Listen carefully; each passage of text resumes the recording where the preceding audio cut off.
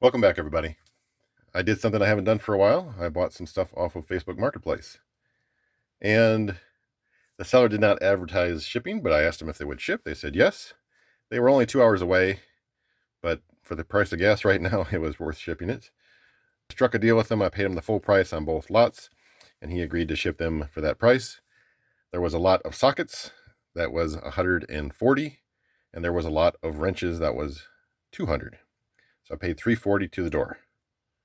At the end of the video, I will also share a nice lot that I bought off of eBay. A nice old Snap-on lot. Let's take a look.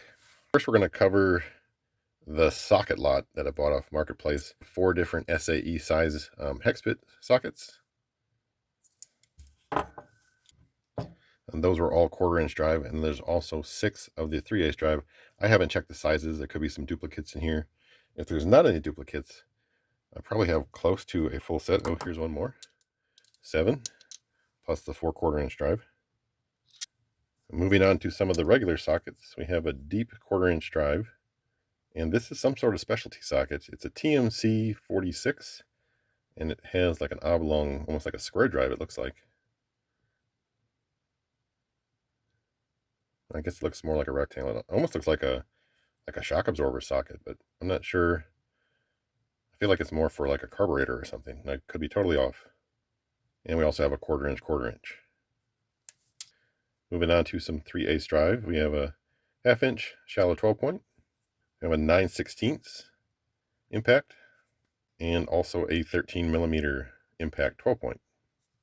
And I do believe this finishes off the socket, the regular sockets, standard sockets, I don't know what you want to call them. 1/2-inch drive 3/4 12 point, and a 1/2-inch drive 1-inch 12 point. The rest are, I guess, specialty bits, we'll call them. Have 1 1/4-inch drive and 2 3/8 drive Torx bits. Also have this 1/4-inch drive carburetor adjuster. I have a 1/4-inch drive flat tip. I'm pretty sure that's been modified. Yeah, I can tell it's even uneven. So it's been ground down. Got a 1/2-inch to 3/8 adapter with a lock button. I have an SX2, called an SX2, but I think these measure more like 1 inch. So I have this 1/2-inch drive number 10 triple square. A couple of long shank hex bits. Got a 5mm and a 15/16. And then we have a couple of long shank with the ball on the end, the ball hex. And this is a 3/16, 5/16. Now, so far, nothing too exciting, but this is what I saw in the lot that I thought was worth going after. This is a 3/4, I think the part number is IP62, so it's a 3/4-inch swivel impact. And I would guess that off the truck, this is at least $100, maybe like $125. I'll look it up and post it.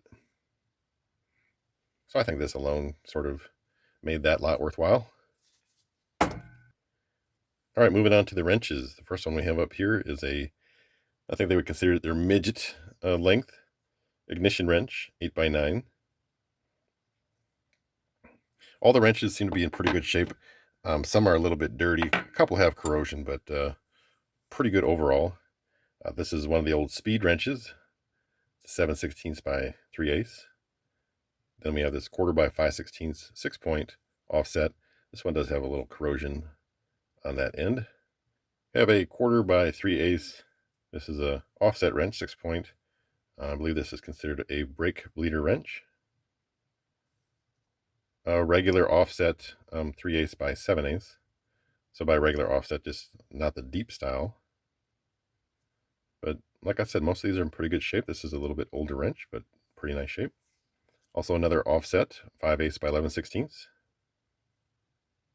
This next wrench has some dirt on it, but it's not as crusty as it looks.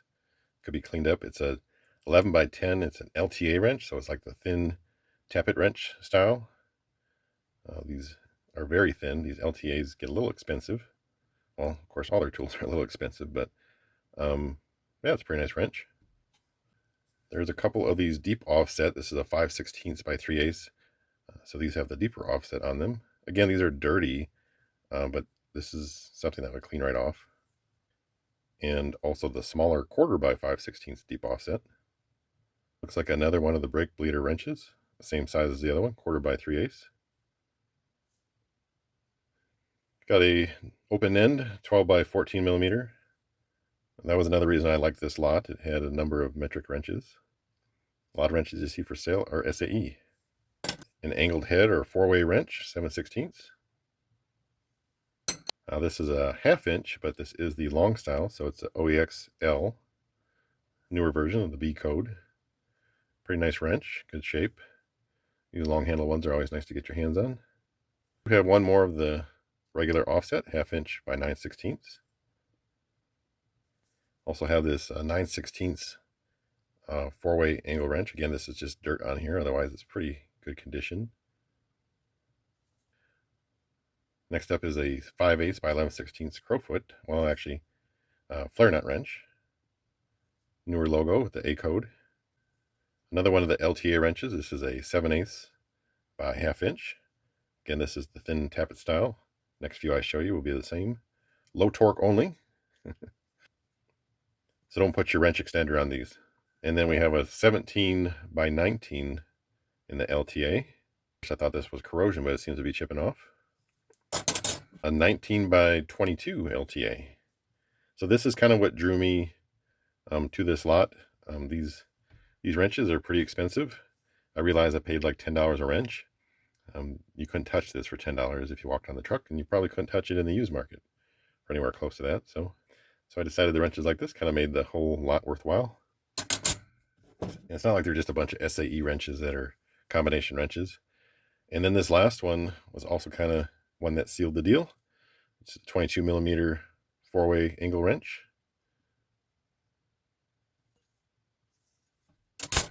And that completes the Facebook haul. And then I have this little gem I found on eBay. This was an auction. I believe I paid like $76 or $75 for this to the door. This is a pretty old case. When they say the socket wrenches in this gray color, I would certainly guess it's 1940s or older. It's in pretty good shape. No real dents. That's always nice. And this has a number of pieces to the 9/32 kit, and one that's pretty hard to find. I'm not sure I've ever had a 9/32 extension before. This is an M2 extension. It does have the same date code on all of these, I believe. Looks like a number 4. So I will reference that. I'm going to guess that's either a 34 or 44. Because I believe they started in like 28 or 27, something like that.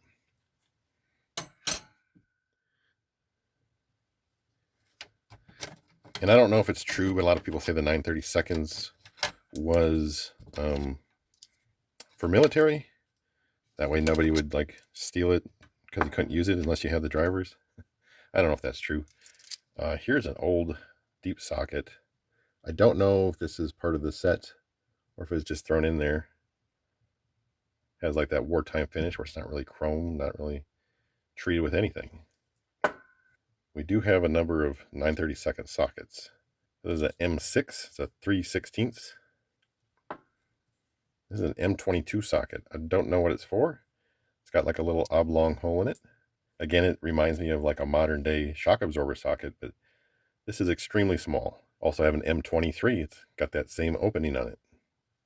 Then we have a 7/32 6-point, 9/32, again with the number 4 stamped, and a 5/16, that same 4. The last socket is a 5/16 8-point. In these older sets, they always had a couple 8-points in there. Of course, back then they had square fasteners. So this is one of the gems to me. That's a 9/32 T-handle spinner. And of course, it's got the knurled handle on it, I guess you call it, and it spins freely inside the handle. This does not have a part number that I can see. It does have the same 4 stamped in it, but I don't see an actual part number. I'm going to guess it's a pretty low number. But the real cherry on top is this M70 9/32 ratchet. I've never had one of these before. I didn't even know they existed.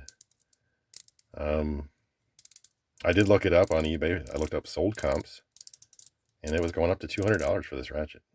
Really crazy. But I guess it's probably really hard to find. It seems to work pretty good. It does have a couple condition issues. The biggest one being that this rivet is missing on this side. Somebody ground it off or whatever. Looks like it was ground off because it looks like they hit the wheel a little bit into the ratchet. So I don't know if they had to repair it or what. So the end of it is like a little bit open, where if you were to squeeze where the rivet is, it closes itself back up. So if somebody could put a new rivet in there, that'd be better. I don't want to just put some random old rivet in there. It works fine as is. But yeah, that's the major flaw.